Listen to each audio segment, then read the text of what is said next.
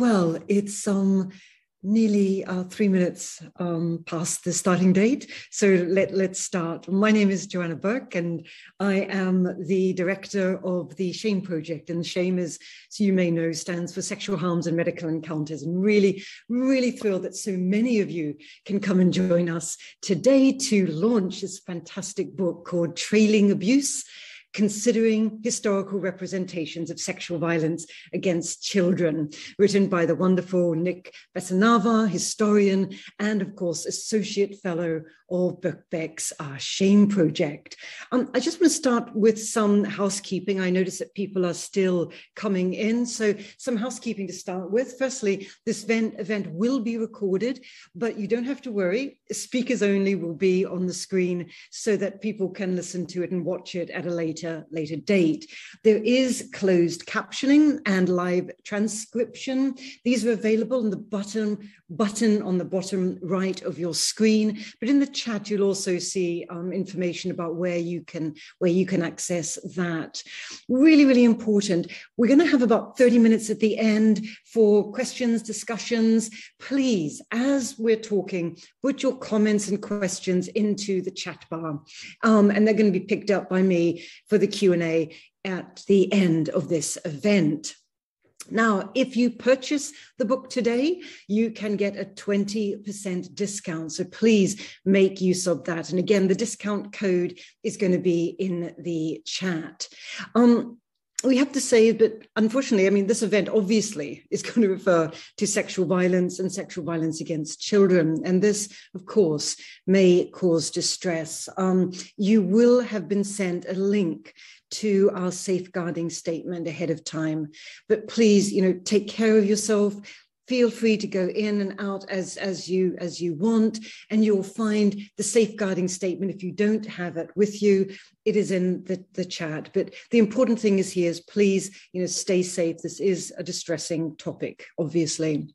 We are going to be live tweeting the event. So if you're on Twitter, please feel free to share your thoughts and tag us. And our Twitter tag is at SHAME without the A, so at SHME _ and then BBK. So welcome, really, really thrilled that so many of you can come, as I've already said. Let me just start by introducing our three speakers. I'm going to introduce Nick, the author, of course, shortly, but first, the other two speakers that we have the real pleasure of welcoming today is firstly, Adrian Bingham. He's from the University of Sheffield, and he is Professor of Modern British History and also has the onerous task of being head of his department. And his work, he specializes really on the press since the 1890s, examining the ways in which newspapers both reflected and shaped British society and culture. He's written a number of books, some fantastic books. For example, a book on press debates about femininity and masculinity in the interwar period, a book called Sex, Private Life and British Popular Press, 1918 to 1978, which explores the role of the press as a source of information and imagery about sex, morality, and personal relationships. And I really recommend it. It's got a great cover as well. And he's also written with Martin Conboy, A History of the Popular Press in Britain. He is co-editor of the journal Gender and History and Senior Associate of History and Policy. But for today's purposes, I guess the most important thing is that he's worked extensively on child sexual abuse as represented in the press, really from the late 19th century to the present. Our other speaker, which we're really thrilled to welcome, is Rachel Hope Cleves. She's from the University of Victoria in British Columbia. She's an historian. She's written 3 amazing prize-winning books. These are The Reign of Terror in America, which it looks at how the US reacted to the violence of the French Revolution. Another book called Charity and Sylvia, which is this exquisite, intimate history of two ordinary women who lived in extraordinary same-sex marriage during the early 19th century. And for our purposes today, the most relevant book, which I have just finished reading, is called Unspeakable, which is a social history of sex between adults and children, but it's told through the life of a 20th century writer called Norman Douglas, who wrote extensively about his own sexual encounters with children. And as I have learned, she has a Virginia Woolfian room of her own, perched high in a tree where she does her writing. I am so envious. But then, of course, finally, there is the wonderful Nick Basannavar, who we are proud to name as an associate of the Shame Project, and of course, whose book we are launching today. Well, his day job is head of consulting at the global consultancy firm called Included, which is it's an organization that helps organizations understand and respond appropriately to questions of diversity and inclusion. He's worked as an editor, as a literary agent. He speaks Japanese, French, German. He's taught at Birkbeck. He's the historical advisor to the Ludden Trust. This is a trust that furthers education and knowledge about child sexual offending and treatment. And here are two weird facts that I only learned about him today, and that is he is a member of the Association of Tax Technicians, and he hosts a US network radio show commenting on England home football matches from Wembley Station's Media Suite. A man of many talents, very clearly. But of course, for us today, his most important achievement has been his academic scholarship. Nick's work investigates how sexual violence against children has been represented in the post-war period in Britain. It's actually a really riveting account. It draws on a huge range of primary sources, but particularly press reports, personal testimonies, and professional literature. His case studies in the book, we're going to hear something more about these in a minute or two, include the Moors murderers, the paedophile information exchange, the Cleveland child sexual abuse revelations, and the offences of Jimmy Savile. His book is a reworking of his PhD, which was awarded in 2019. Now, his supervisor was the brilliant and charismatic Professor Matt Cook, one of the leading scholars in the history of sexuality and gender. Now, earlier, I communicated with Matt about, I asked him, what was it like to actually supervise someone like Nick? And this is what he wrote. He wrote, as a PhD student, he was brilliant, really able to listen and take on board advice, and hugely thoughtful about the intersecting issues at stake. I learned so much from my conversations with him about his work. He was also systematic and utterly committed. He completed his PhD while working full-time in a demanding job. We would sometimes meet at a restaurant in Granary Square for breakfast supervisions before he started work. So, I think this really, in a sense, sums up Nick, a hardworking scholar, intellectually alert, receptive, but also a collegiate colleague.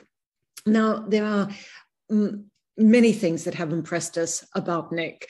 His book, the one we're celebrating today, we're launching today, was published by Palgrave in the series entitled Sex and Sexualities in History. The series editor of which are Sean Brady at Birkbeck, Matthew Champion, he's now at the Australian Catholic University, and me also at Birkbeck. And I think I'm right in saying, and I think there's some Palgrave people here, so I hope I'm right in saying that it is Palgrave's most successful book series, at least in history, with 70 books published to date, and a high proportion actually are released in paperback. And this series is more than happy to receive unsolicited proposals. So any potential authors out there, please feel free to email Emily Russell at Palgrave with proposals. But of course, you're not here to listen to me. Let's get this conversation going. Rachel, do you want to start talking for about 10 minutes about the book and then handing it over to Adrian? My pleasure. Well, I'm delighted to be joining all of you this evening or morning my time to celebrate the publication of this important book. Before I begin, I'd like to express my gratitude to be speaking to you from the traditional territories of the Lekwungen peoples, the Sanghees, Esquimalt, and Wasanich peoples, whose traditional relationships with the land continue to this day. I'm also grateful that we have the chance to engage in this conversation, considering the very real pressures not to have discussions of precisely this sort. Last month, a sociologist at Old Dominion University in Virginia was pressured to resign from their position because of their research on pedophilia.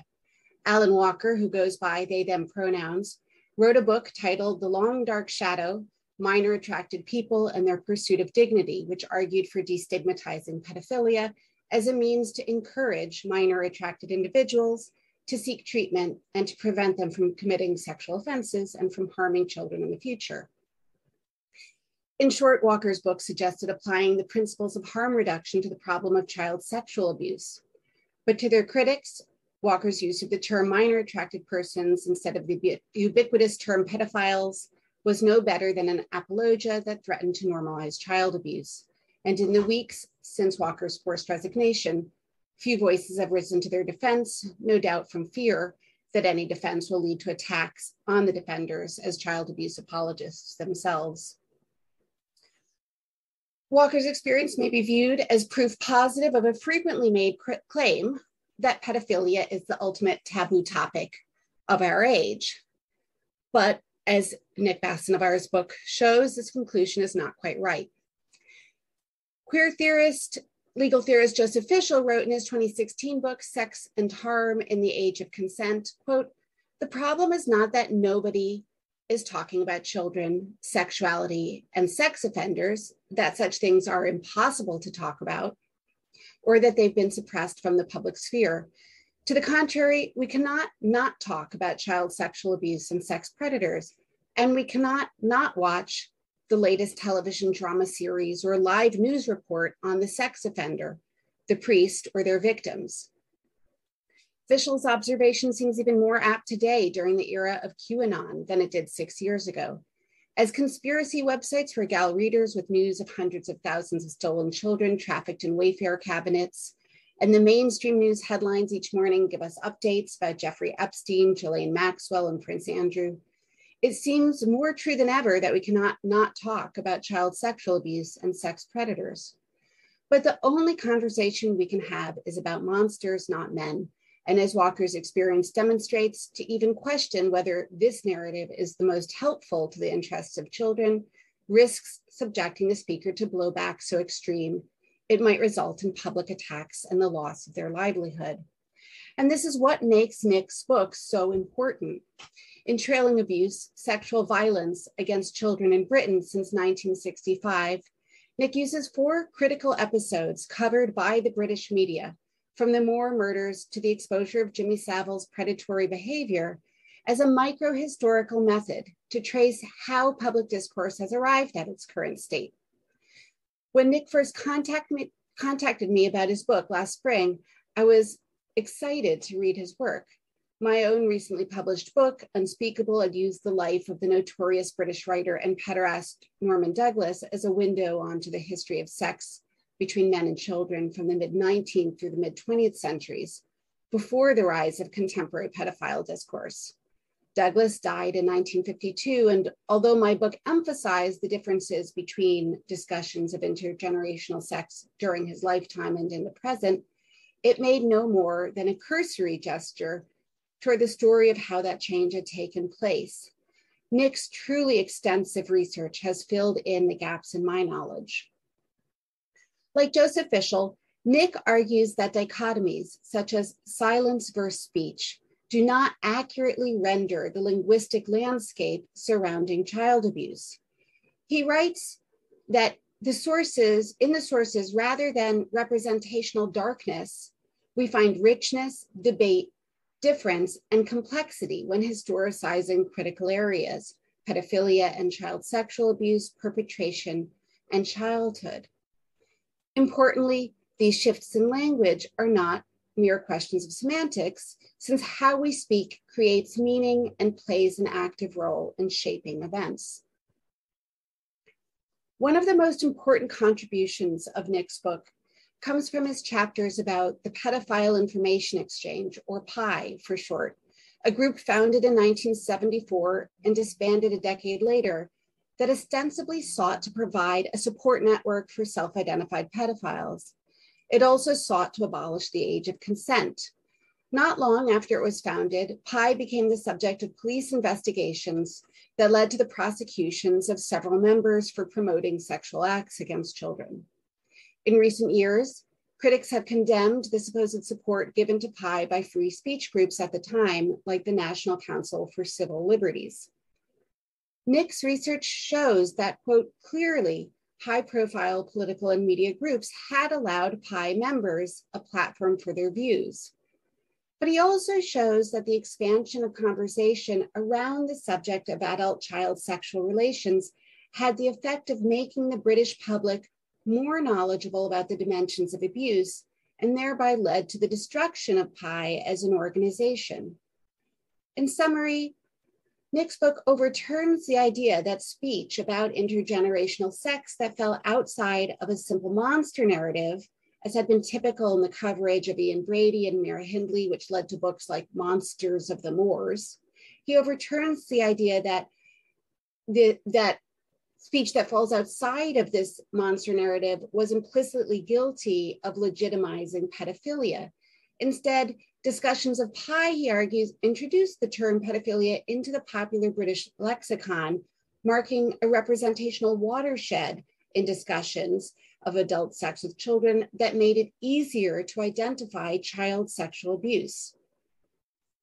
Nick's research shows that journalistic, political, activistic, and artistic responses to and self-representation by PI led to, these are his words, an opening up in the way that media and other groups came to directly represent the issue of adult sexual attraction to children, a process greatly facilitated by PI when it familiarized the British public with the term pedophile, which was little used before the 1970s.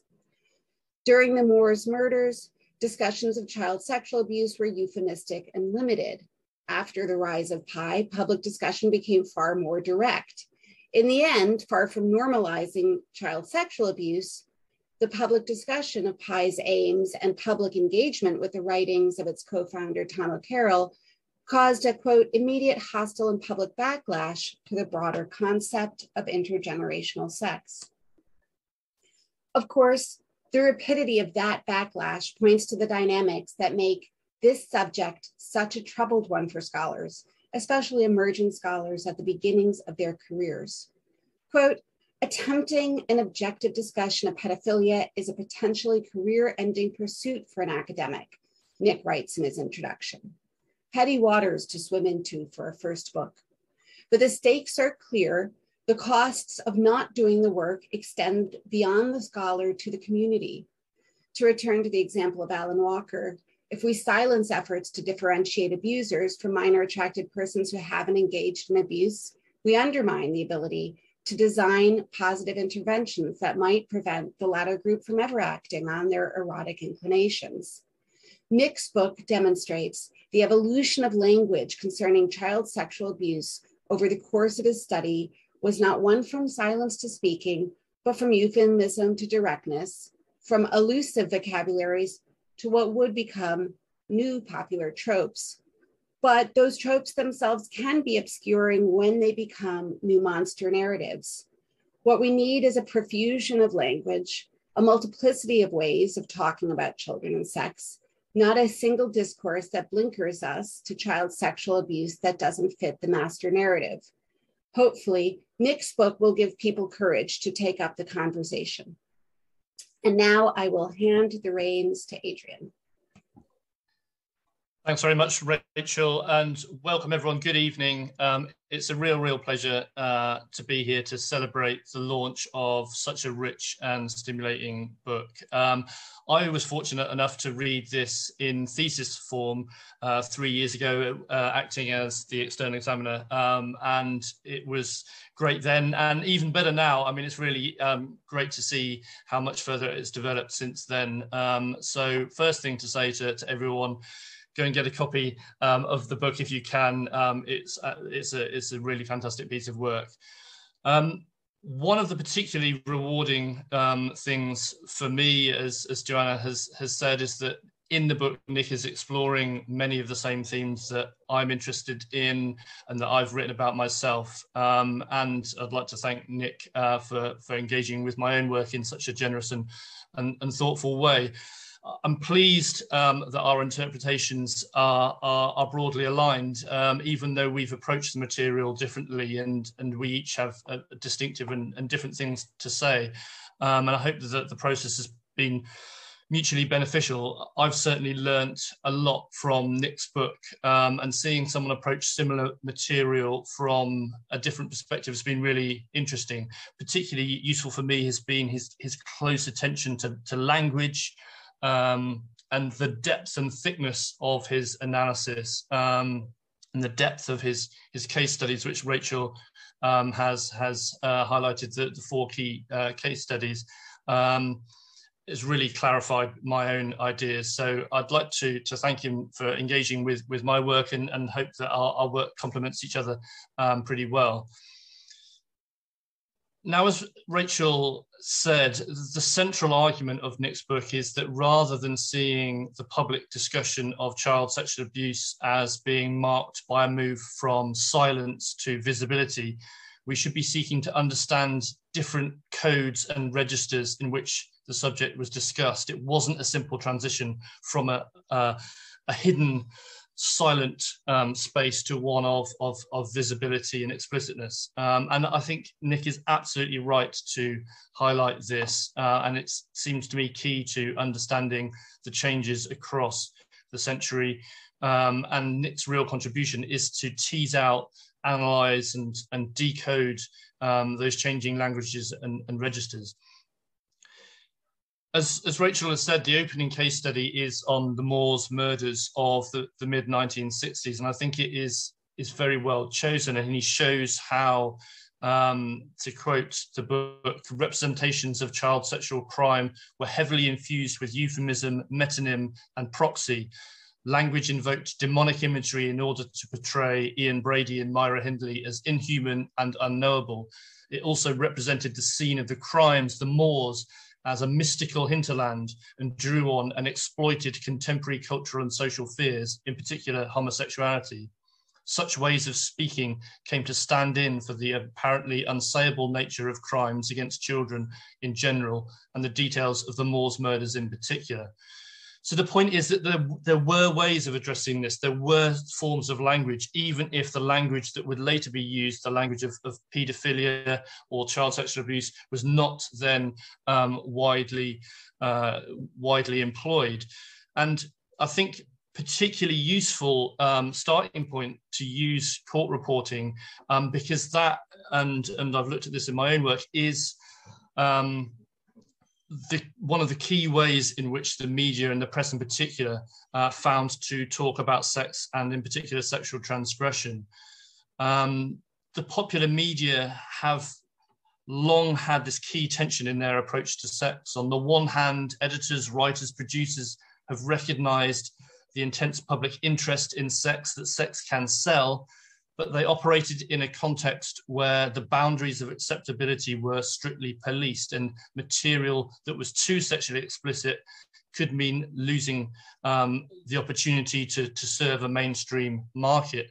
Now, one of the answers to that sort of tension or conundrum was court reporting, where sex and sexual transgression could be narrated in the guise of covering the public administration of justice, of warning readers of the costs of contravening the law. And indeed, if we look back in a longer time frame throughout the 20th century, we can find in court reporting in the columns of newspapers what we would now call child sexual abuse, but with the euphemistic language, words such as indecency, outrage, grave offences, molesting, tampering, perversion, rather than our more familiar now language of child sexual abuse or paedophilia. So as Nick teases out in relation to the Moors murders of the 1960s, and indeed if we go back previously, child sexual abuse as a topic was not silenced or hidden, but was rather marginalized and easily missed, particularly if one lacked the cultural capital to decipher the euphemisms that cloaked it. But it was there, it was there. But the trouble with this form of reporting was that there was no consistent or sustained effort by the media to push it up a public agenda, to generate momentum for reform. This was a very fragmented, disaggregated form of coverage, which also, as we see in the Moors murder example, tends to focus on the threat of evil strangers who were characterized by their distance from society and social norms. And a preoccupation with individual evil tended to discourage the consideration of broader social, cultural, or policy issues. And that was a real problem in really putting this as an issue onto the political agenda. But just as there was never silence, as Nick shows, nor was there just a sort of pure visibility in the sense of somehow being able to treat the topic in an objective, holistic, and nuanced way. The media continued to frame these issues in particular ways and often connected them sometimes and perhaps often artificially and arbitrarily to broader political and social agendas that suited their own politics, whether it be, the rise of permissiveness, the breakdown of the family, and those sorts of wider issues. So again, the strength of Nick's book is the way in which he charts how when we move into this more open representational environment from the 1970s, representations continued to be framed in particular ways and particular linguistic codes and tropes were used. So with the case study on the paedophile information exchange, we see how the word paedophile was used in very specific and contained ways, and the continuation of a conflation between paedophilia and homosexuality, even after the decriminalisation of homosexuality in the UK or in England and Wales, I should say, in 1967. And he also makes clear the hostility of the press and public response to Pi. This wasn't a period where for most people there was any doubt of the hostility that they felt to the activities of the exchange. He moves on to talk about the Cleveland case study of the late 1980s, which, as he writes, was a hugely significant moment in and contributor to the continuing linguistic and conceptual crystallization of child sexual abuse. I was particularly struck by the demonization of social workers, doctors, and women that comes out in those chapters, and also from the media angle, the confusion and contradictory nature of the press coverage, where newspapers would and could contradict themselves and forget what they'd previously written. They would always criticize and indeed demonize policy makers and practitioners for doing exactly the same thing, for having doubts and confusion or changing opinions. Other people were not allowed to do that in the way that the press and the media would continue to do so. And the final case study on Jimmy Savile, again, I admire Nick for refusing to accept the rather neat and easy hiding in plain sight formulation that has become so common in writing about Savile. Nick talks about how Savile skated through a hinterland of others' tacit or latent knowledge, of reluctant acceptance, collusion, silence, rumours, and inexact recall and representation, and talks about the echoes, indeed, in the Savile coverage of the other case studies, the Moors murders, the Cleveland affair, and other aspects of the emanation of child sexual abuse in previous decades. I do think the Savile case study, just to come to a conclusion, does show the limitations of this visibility. While by the 1980s, it might seem, thinking of Cleveland, how child sexual abuse became hard to avoid in the pages of the press. In retrospect, we can see very clearly that the press's attention was restricted to particular manifestations, and that the cultures sustaining child sexual abuse were not properly interrogated. There were little scrutiny of institutions, housing or schooling children, or indeed celebrities such as Savile, who were able to continue to act in the way that we know subsequently. And it seems to me absolutely right that Nick concludes that we submit to anachronism by positing understanding of Savile's crimes and of child sexual abuse more generally as an evolution from unawareness, denial and silence to knowledge and articulation. My final thought is that Nick's writing is marked by such great self-reflexivity, and it's a real shame on this media angle that, what would really make such a difference now is if the media could have just a small dose of the self-reflexivity and humility, indeed, that Nick shows in his book. So if all the participants in this debate had that, then I think we'd be in a much better place. Okay, I'm going to hand over to Nick now. Thank you, Adrian. And wow, I'm truly humbled, flattered, and really honoured to be here and to be following the three of you is a very hard act, I must say. Yeah, really humbled that the three of you and others have not only taken the time to read my work, to support my work, but also to come tonight, or in Rachel Hope's case this morning. Thank you. And I'm going to be saying a little bit about the book, its genesis, and I'm going to provide a few short extracts as well from the book to help tell some of the stories that are within it, and hopefully at some point respond to some of those really, really generous comments. But I need to start with a few thank yous, and this might take many, many minutes, I'm afraid, but I think it's necessary. So first, again, to reiterate to Joanna, Adrian, and Rachel Hope for being such wonderful guest speakers tonight. They're amongst a group of academics who have either shaped or responded to the book in really generous and generative ways. Adrian's work tells us really important things about how the media has shaped social and cultural norms about sex, about family, about morality. And his lucid work on child sexual abuse in particular, and on the Moors murders trial and press reactions to it, was highly influential in my research, as he referenced, and I'd agree, hugely beneficial to the book. And as he mentioned, I also had the great pleasure of having Adrian as my PhD examiner a few years ago. Rachel Hope's work on the history of sexuality has been hugely beneficial for me and many other scholars. And her most recent work, Unspeakable, about the British writer Norman Douglas, shows us a pre-1950s world thick with sexual ambiguity and nuance. It shows us the contingent, constructed nature of historical ideas on sexual acceptability, and really challenged me certainly to think even more deeply about sexual narratives in the historical record. As for Joanna, there's loads I could say. I think I simply want to say what a great inspiration you've been, a great supporter and friend to me for almost 10 years now that we've known each other, and your work continues to amaze me and others. Thank you. By the way, anybody who hasn't read the work of these three guest speakers really should, forgetting my book for a moment. I'd also like to thank Shane, the Sexual Harms and Medical Encounters Project, who are so kindly hosting tonight's event. And big thanks in particular to Joanna, to Ria, Alison, Rian and Ruth, and others who constitute the group, who have done such a great job and hard work for tonight. And more broadly, the group is doing such amazing work, including their recent Shameless Festival in London, which was just fantastic, and I really hope will become a regular occurrence.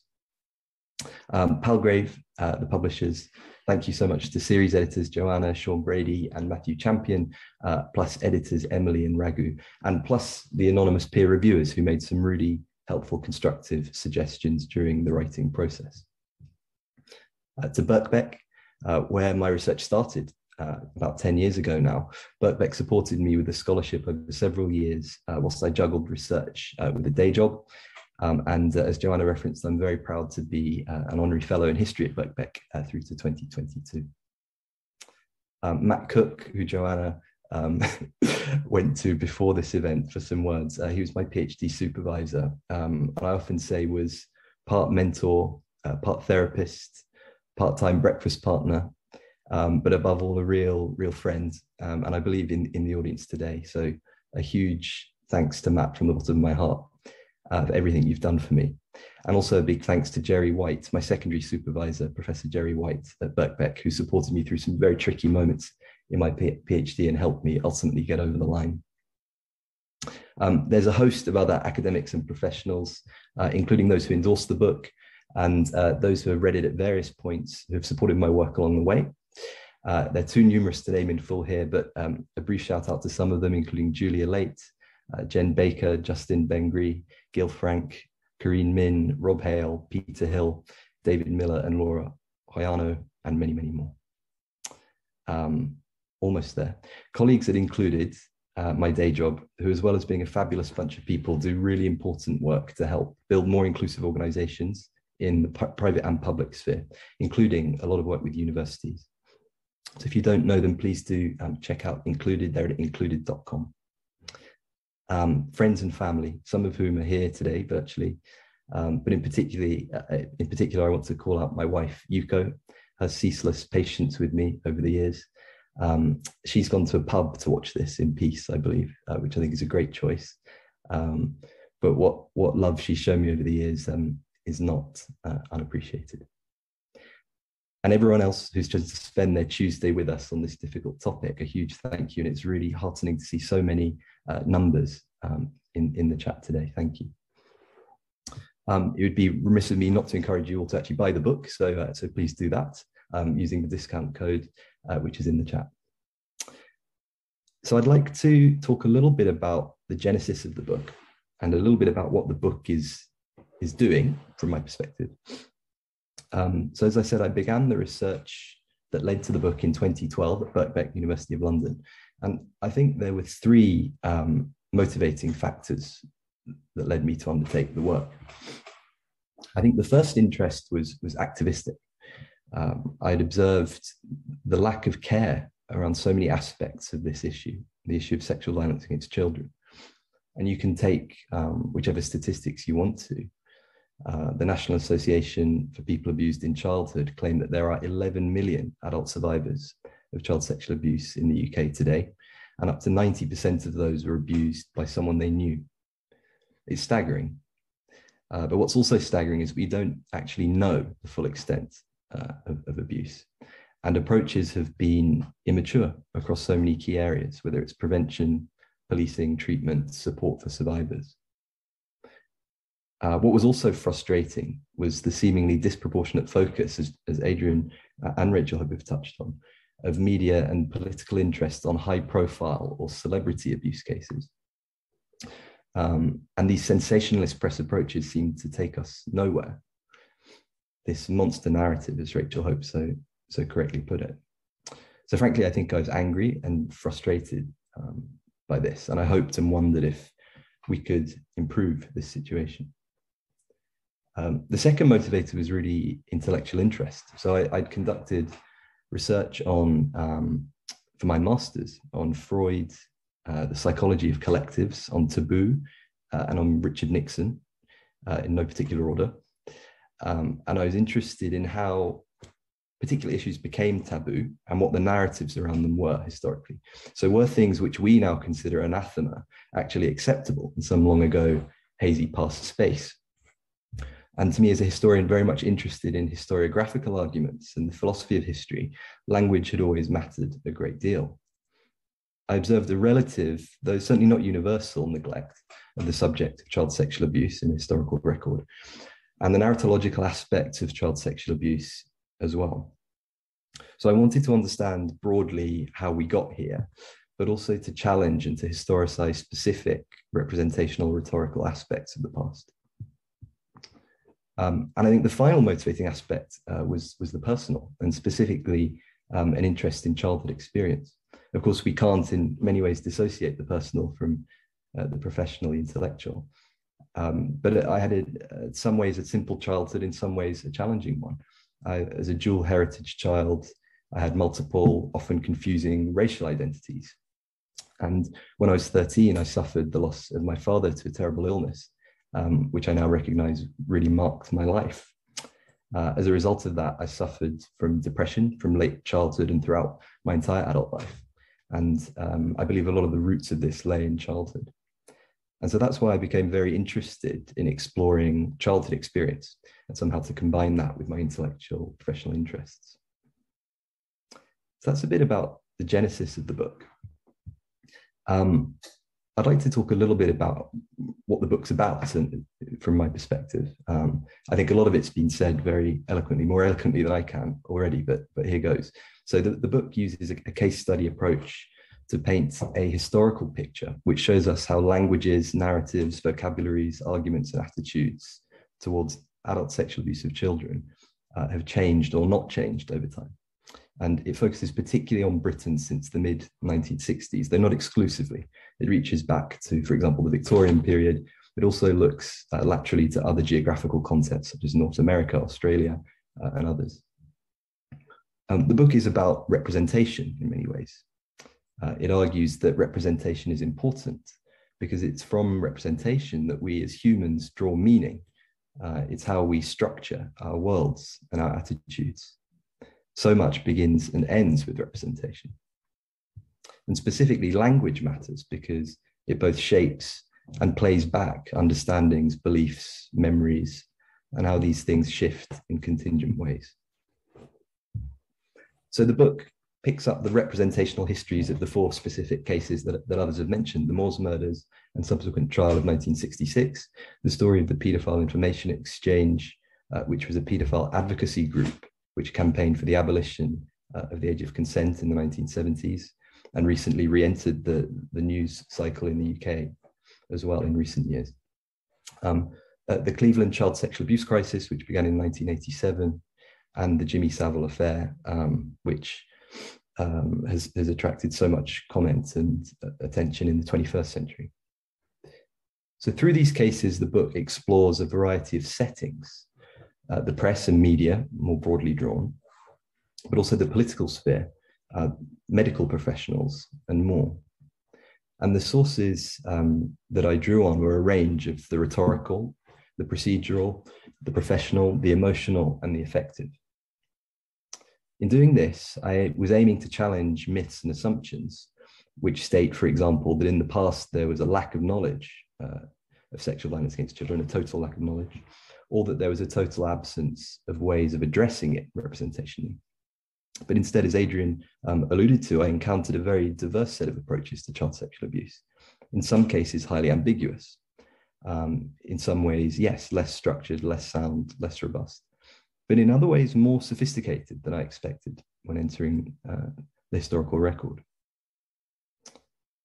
The book, I hope, also warns us of the importance of historical specificity, contingency, and anachronism.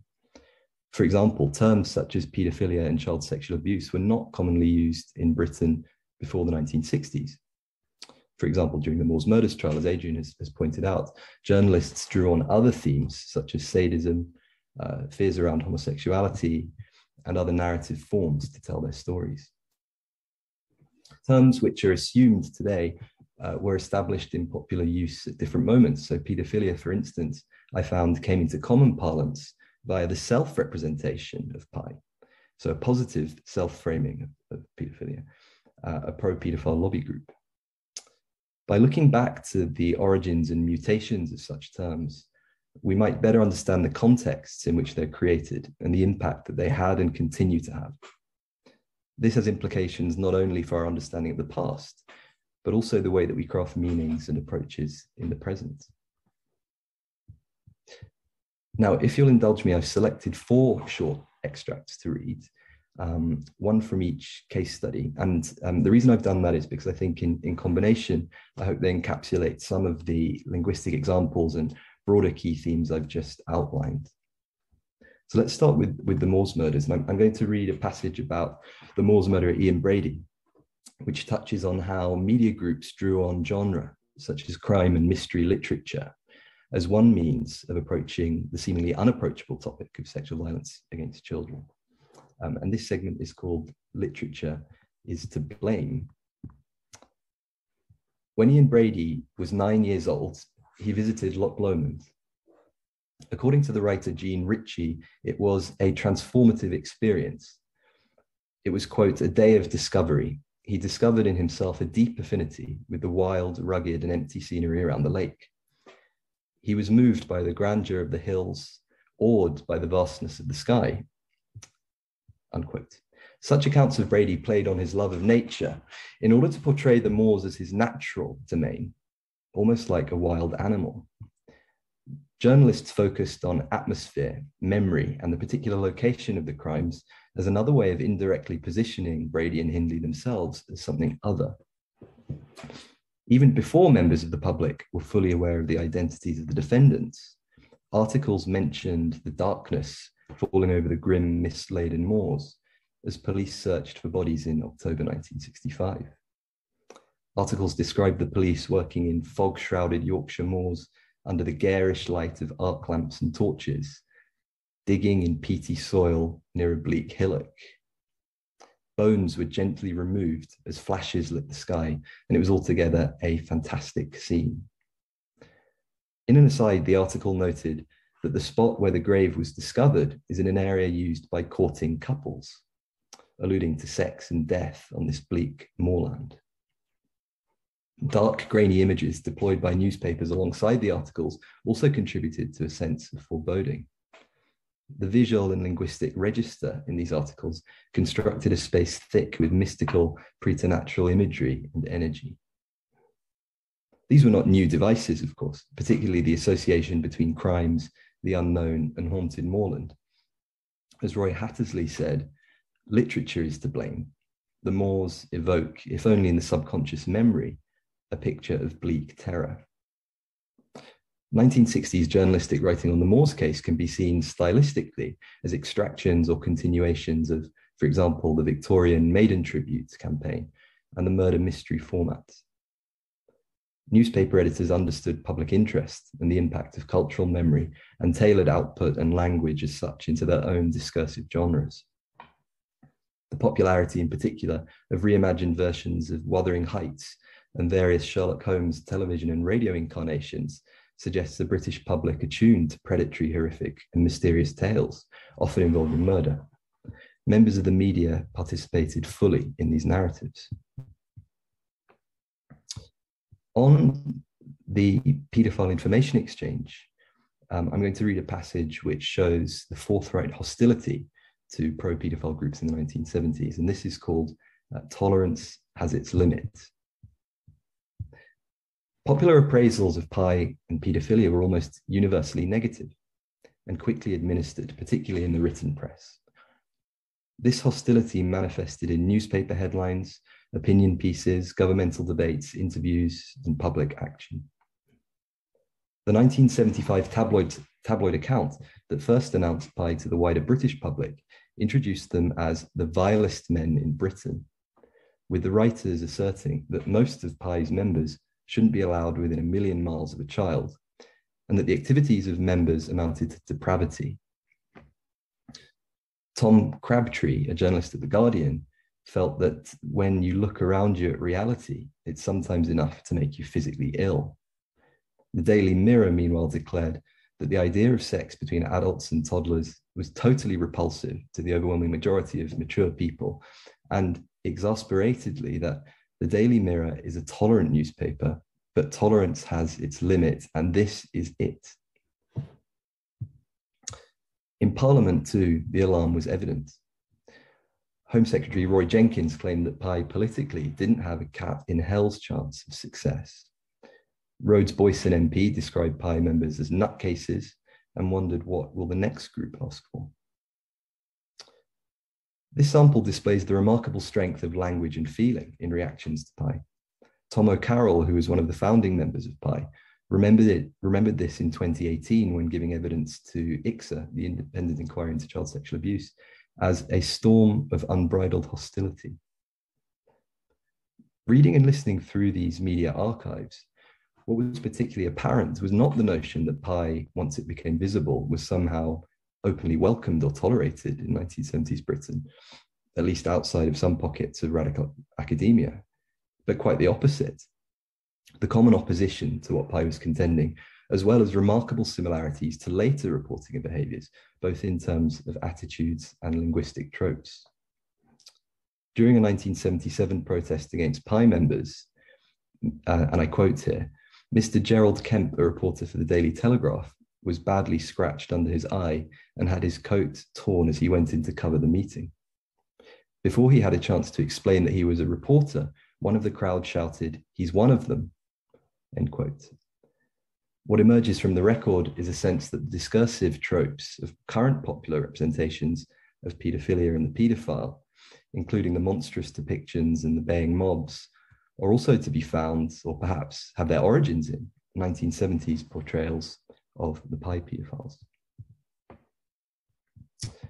I'll turn now to Cleveland. I'd like to reflect on findings following the Cleveland crisis of 1987, where 121 children initially were placed into social care after medical diagnoses of child sexual abuse. The response from the press and parliament towards female social workers and doctors was demonizing, as Adrian pointed out earlier. So this extract is called Women, Insiders and Outsiders. Following Cleveland, social workers were the object of concerted hostility from the media and elsewhere, ostensibly because of the perception that they had effected the incorrect removal of children from their families.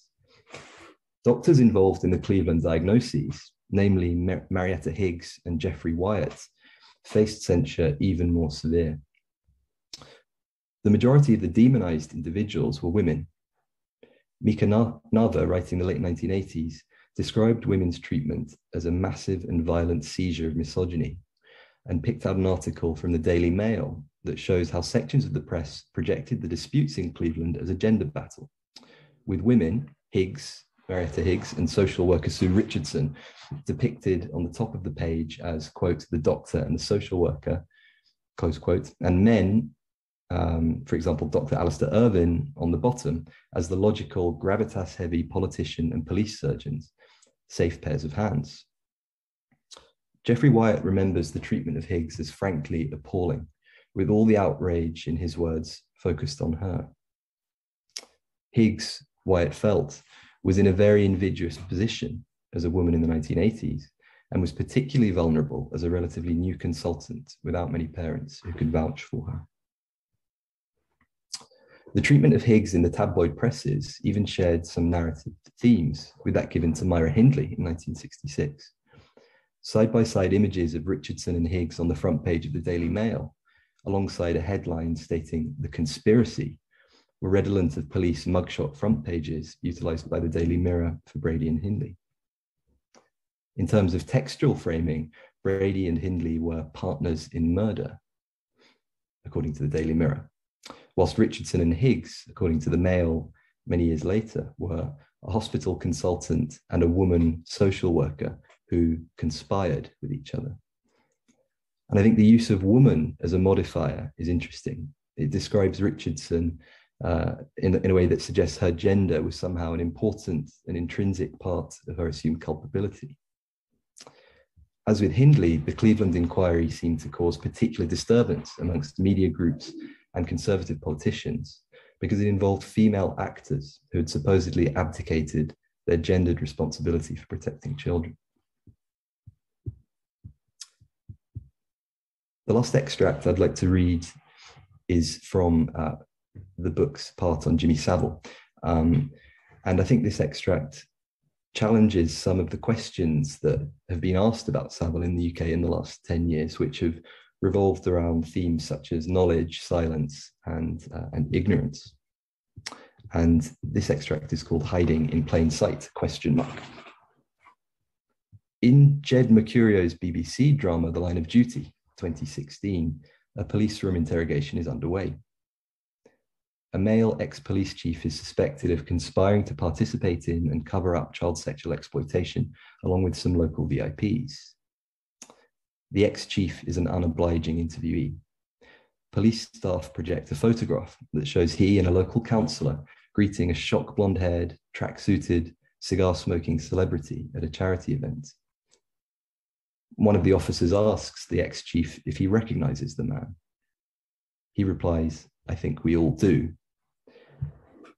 Jimmy Savile's appearance in the 2016 episode, adapted from a real photograph, was striking in its verisimilitude in the programme, particularly given the alleged extent of his offences whilst under the BBC's hire. As the Line of Duty intimated, contemporary discussions about child sexual abuse and paedophilia have come to be channeled through Savile, as if he had become a byword or totem for abuse, and for the failings of institutions to call it out. The Savile case actively shaped 2010's understandings of and discussions about sexual violence, and retrospective explorations of his crimes mirror broader historical attention to child sexual abuse. Savile has become central in many ways to the contemporary discursive history of sexual violence. Responses to his crimes encapsulate the coded and dynamic ways in which information, emotions, opinions, and persuasions relating to sexual violence have been represented over time. Many reactions to him concluded that he had been hiding in plain sight, an alluring but perhaps simplistic apothegm. Rather, Savile skated through a hinterland of others' tacit or latent knowledge, of reluctant acceptance, collusion, silence, rumour, and inexact recall and representation. The prevailing motif in contemporary conversations is that the past has been hidden, and survivors and victims have always been silent and invisible. Scholars have commented on silences, gaps, and empty spaces in their attempts to traverse the terrain of child sexual abuse in the 20th century. But what Savile and other cases in the book reveal are not historical silences, but codes that speak to us in different ways about abuse, ways that might be less accessible or immediately understandable to us now than they were in the past. Survivors and investigators engage in a translation of these codes, using contemporary language to describe and make meaning of sexual violence. I'm going to stop there with that extract, and I hope this has been an informative, useful, interesting event for people. I know we have a time for Q&A now, so I'm going to pass back to Joanna to manage that part. Thanks so much, Nick. Adrian and Rachel are really so interesting. There's lots of questions and discussion in the chat that we're going to come to. But I thought, as I was listening to you reading those extracts, I mean, Nick, it just really reminded me not only of the sort of historical sensitivity of this book, but also the kind of compassion and eloquence of the book. I mean, it is just a beautifully written book. You know, I really, really appreciate that, which is why it is such an important book, I think, for all of us to read. So thank you very much. And thanks to all three of you. There's lots of questions in the chat, and of course I have a lot as well. Let me just start though with you, Nick, just to start off, because there are a number of questions which I think are really important about your choice of subject. You know, we all know that most perpetrators, most offenders in sexual abuse cases are familial. They're members of the family, they're people you know. And a number of the audience was thinking, well, why did you choose these cases?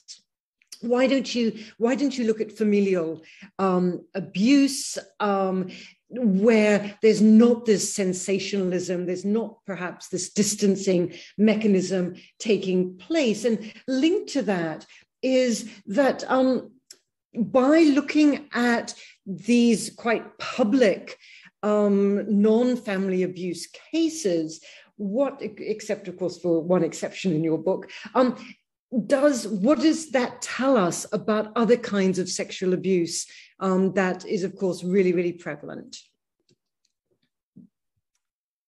Thank you, Joanna. Thank you for the question. I think it's a great question. And I think one of the primary motivators here was to try to really understand how we have come to this place where it's the very public, monstrous, often institutional abuser, which attracts probably 90% or more of the coverage, when in fact the inverse is true of the statistics. So I think it's where the sources were, of course, because it's by nature, it's a headline case, the headline cases. But I really wanted to dive deeply into how that happened. How did we come to a place where we've got it almost inversely wrong? And so by situating these case studies in their contingent context, through each case study, I look, for example, at the 1960s, what were the sexual norms, what were the changes in the law, what was going on culturally, to try and situate big headline cases like the Moors and try to see how we've come to where we are. So I think it wasn't enough for me just to say, yes, it's headline cases which are dominating. I wanted to understand why. The second piece, I suppose, is on, of course, practically, familial abuse is dark.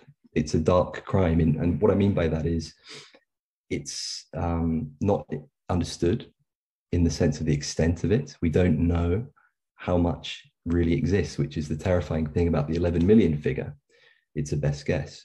But it also means that as the historian, of course, there are source bases there, whether we look at memoirs or personal testimonies of the many brave survivors who have come out. But I think for me, the really rich source case that I was hoping to investigate and interrogate was more on the headline, very publicly prevalent case. But I think there's so much work to do on uncovering survivors' voices still. Rachel Hope does a fabulous job of that by using the testimonies of children who Norman Douglas affected sexual relationships with. But yeah, I hope that sort of begins to answer. I think there's space for both, but in my book, I took the headline approach. Yeah, great. And I want to bring in Rachel here and then Adrian, but first, Mick, just to push you a little bit before I move it to Rachel and Adrian to respond, is there this risk that by focusing on offenders, by focusing on perpetrators, that we are yet again silencing victims? I mean, in the kind of sources that you are using in particular, and I think also Adrian, from what the material I've read of Adrian's, less so Rachel, we rarely hear the voices of victims. So how do you respond to, I guess the question is, why focus on offenders, on perpetrators? I think we need approaches from all sides. And I think the only way that we can really begin, first of all, to understand this topic historically, but ultimately then to tackle it, is to hear from all sides. And I think you're absolutely right. The voices of survivors are central to that. And it's heartening that there is more work happening on uncovering those voices and encouraging those voices, not least in the work that Shame has been doing in recent years. But I also think there is absolutely a far greater understanding of perpetration that's needed. And if we think about abuse, about sexual violence against children as a cycle, unless we can understand why people perpetrate, unless we can understand the drivers for perpetration, rather than simply othering perpetrators, we won't break that cycle. And so I think that for me, it's not one or the other, it's both and other voices that we need to bring to the table. And unfortunately, until now, we haven't had that joint approach to this topic, would be my view. Rachel, and then Adrian, do you want to come in here? Because I know you've got really interesting things to say about precisely this topic. Sure. I was keeping track of the chat where people were discussing this monster narrative. I mean, I think what's helpful about Nick's book is that it gives us more historical context that can be used to broaden the conversation today. So I think that I totally agree with the people in the chat who talked about like the harmful effects of the monster narrative. For me, the most harmful is that it blinds us to just like the banality of everyday child sexual abuse, which is committed by all sorts of people we love, like our friends and our family, who we know not to be, you know, monsters. But if we're trapped within this monster narrative, it's impossible to, you know, to acknowledge what we see, especially because monsters aren't real and they don't walk among us. And, you know, how could Jimmy Savile really be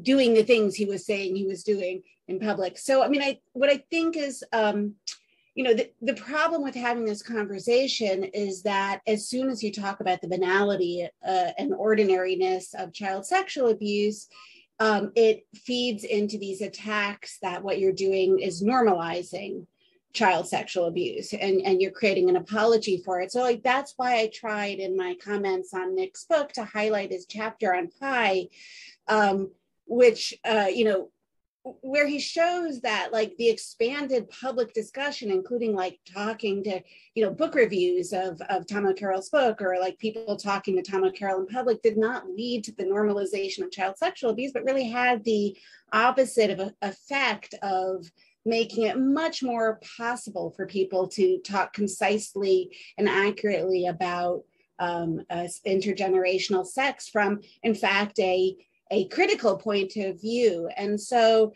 so I think that Nick's attention to public discourse in his book is actually very, very helpful for giving us the capacity to push back against attacks on a broadened conversation around the banality and ordinariness of child sexual abuse. I really do think it's helpful for laying the groundwork for discussions that go beyond the monster narrative. Adrian, do you want to come in here?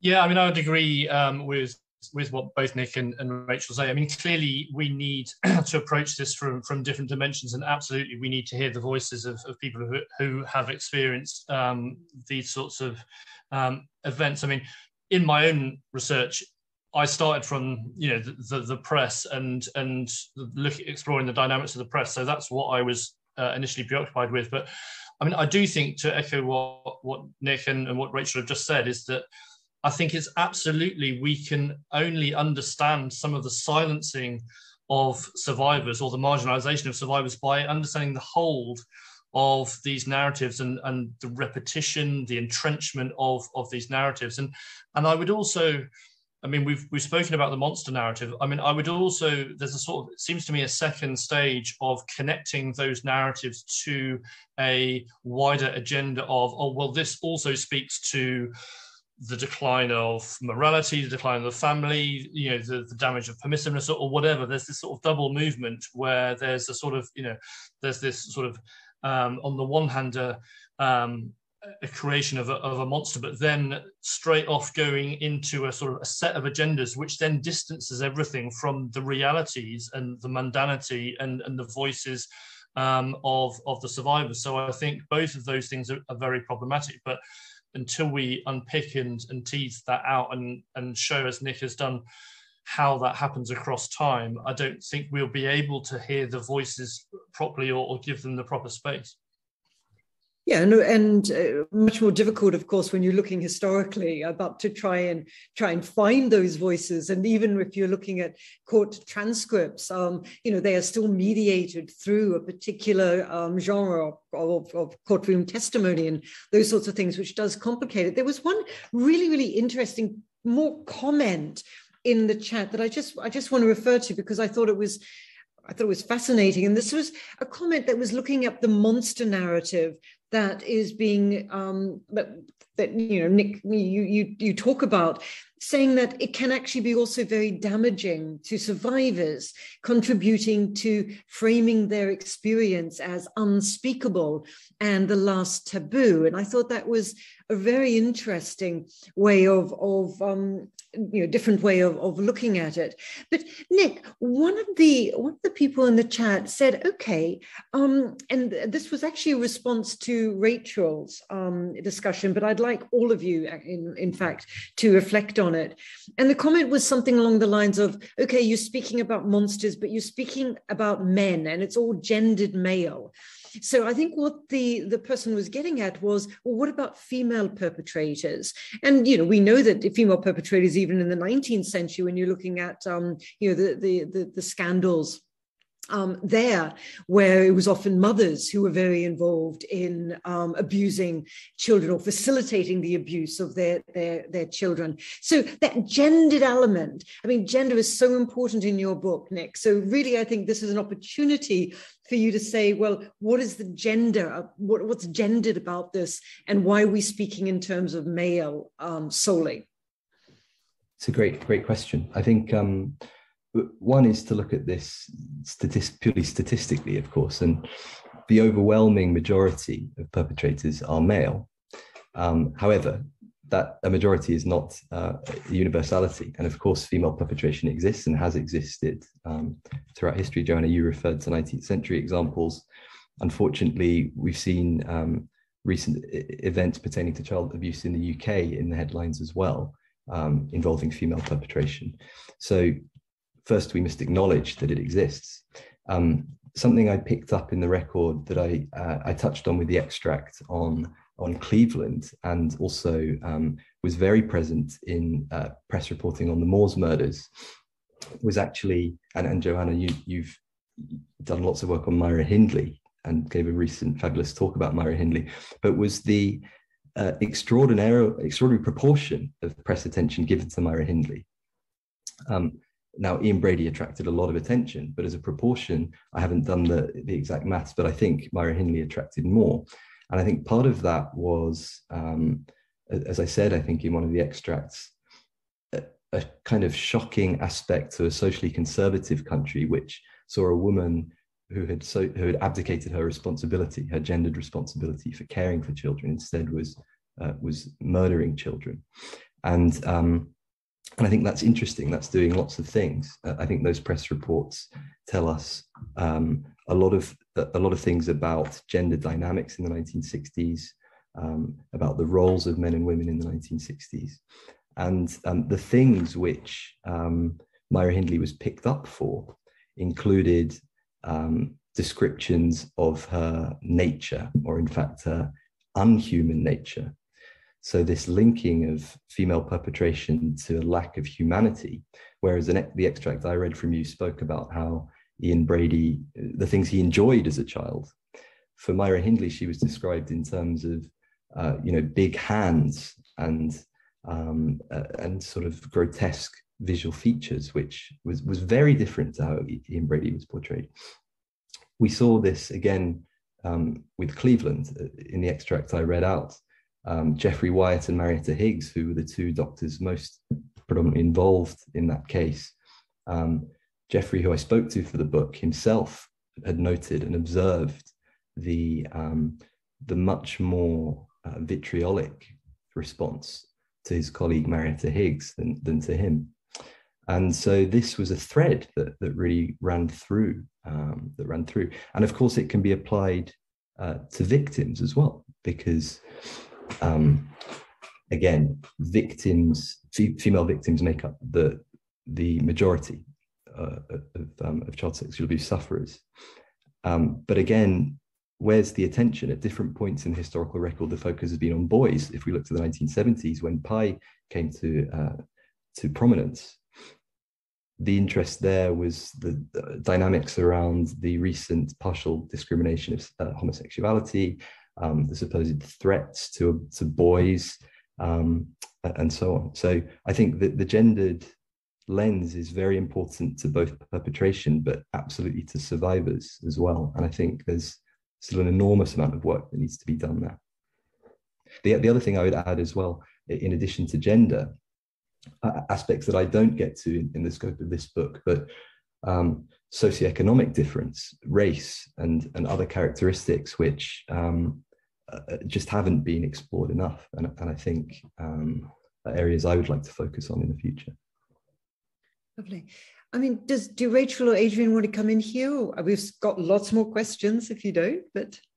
Just briefly to say that, I mean, I think two of the gender dimensions here is one, the male dominance of the newsrooms, you know, throughout, really, certainly until the early 21st century. And so you do have a very male environment with very little sensitivity to the gender dynamics of many of these questions, and also in the courtrooms as well. I mean, the judicial system. And so, I mean, certainly in my work, I've sort of found this sort of echo of sort of a male dominated reporting and media network sort of picking up a male dominated courtroom, and some of the, you know, the gender dynamics of that, indeed the blaming of mothers often for not having sufficiently protected their children from the perpetrators. You know, often the blaming of the mother gets as much attention as you know, the actions of the perpetrator. So there's lots of gender dynamics going on there. Lovely. I'll also jump in just to say, I think this work on women as participants in intergenerational sex and child sexual abuse is hugely important, and it is happening. There are scholars working on it, and I know there's going to be a new review of my book coming out soon, written by Jenna Funk, who writes about the ways in which Douglas's story also raises questions about intergenerational sex between women and non-binary people as well, and children. Anyway, there's also work by Amanda Littauer and some other good work out there. So I think it has been a even more neglected topic in the historiography than the subject of sex between men and children, which in and of itself is a neglected topic within the historiography, at least when we think about it in relation to the commonality and frequency of this experience. That said, I still think that, I mean, and maybe this makes me an old school feminist, I still think so much of child sexual abuse is rooted in patriarchy. It's hard for me to not see, you know, patriarchy as being hugely instrumental to ongoing violence against children. And you know, so I think that's part of why we lose sight of women as perpetrators, but certainly women are perpetrators. And I also think that if you looked at the history of prostitution, that would be a fertile ground for thinking about women as perpetrators. When you think about like who has you know, procured and brought children into sex work, women are hugely instrumental in that, including mothers, you know, obviously, who have you know, orchestrated their own children's daughters and sons as sex work. So yeah, we could really think about women as perpetrators and facilitators of sexual abuse through a lens of looking at more thoughtfully at sex work. Yeah, I mean, Rachel, thanks. That's exactly what I was thinking of. I'm giving a series of lectures at the Gresham College on the history of sex. And actually, when you look at sex work, the 19th century, and you know, much more recently, my lecture happens to be on that period, you get a huge number of women who are very, very involved in procuring and this kind of abuse. So really, really interesting. I notice we've only got 10 minutes left. And I certainly want to, at the end, ask a bigger question about what each of you would say to someone, whether an activist, a survivor, or an early career scholar who wanted to work in this field. But before I ask, what advice would you give? Before I ask that question, there's an interesting one here in the chat about Lolita saying that, you know, goes into, if you go into any national chain bookstore, you can see this book being sold. And the question is, should we be promoting a book of this nature? Let's stay with you, Rachel, and then go to Adrian and then to Nick. What do you think about promoting this book? And indeed, this is just one novel. You can think of the film, you can think of any number of representations, more positive, inverted commas, representations of child sexual abuse. Your views? I'm back to my original point and my points of praise for Nick's book. I think that expanding the range of representation and discourse is a positive good, and the more that we restrict our abilities to talk about sex between adults and children, the more harmful the effects are for children, and the more impoverished our ability to think about modes of prevention becomes. So I am not in favor of censoring Lolita. Great, thank you. Adrian and then Nick. Yeah, I mean, I would agree. I mean, you know, in terms of the question, clearly there are ways in which one might want to advertise or promote, you know, something. It might be you know, inappropriate in certain sort of circumstances. But I mean, I agree with Rachel that, you know, it's really important for us to understand and to have access to these representations, else we're just not really going to unpick the social and political and cultural dynamics that are affecting this issue. Thank you. I think in agreement. I think it'd be worth thinking about the difference between censure and promotion. So promotion, I think, is one thing, and let's have that debate. If we want to actively promote a book which contains vile abuse of children, but I think to erase Lolita could actually be counterproductive for the reasons that Rachel Hope and Adrian have said. Great, thanks. There's a really wonderful statement that I just want to read out in the chat from a survivor of intrafamilial abuse. There are many of us, we are here and our voices are loud. When we connect the dots between experience, research, and policy. Oh, now I've lost it. Just a minute. When we connect the dots between research, research, experience, research, and policy, and we work as one, we begin to influence change. And I think that this is one of the things that your book, Nick, really seeks to contribute to in a major way. We've almost run out of time, and I just want to ask each of you, and I'll end with you, Nick, since you are the person whose book we are launching today. And I'll start with Adrian, then Rachel, and then you, Nick. I just want to conclude with advice. You know, we all know that writing on this topic, thinking about these topics are extremely sensitive. They're ethically complex, they are difficult, and they are often distressing. So what would you say to someone, whether this person is an early career scholar or an activist or a survivor, who wanted to write or to communicate in some way on such a difficult topic? What advice would you give them? Adrian, what advice would you?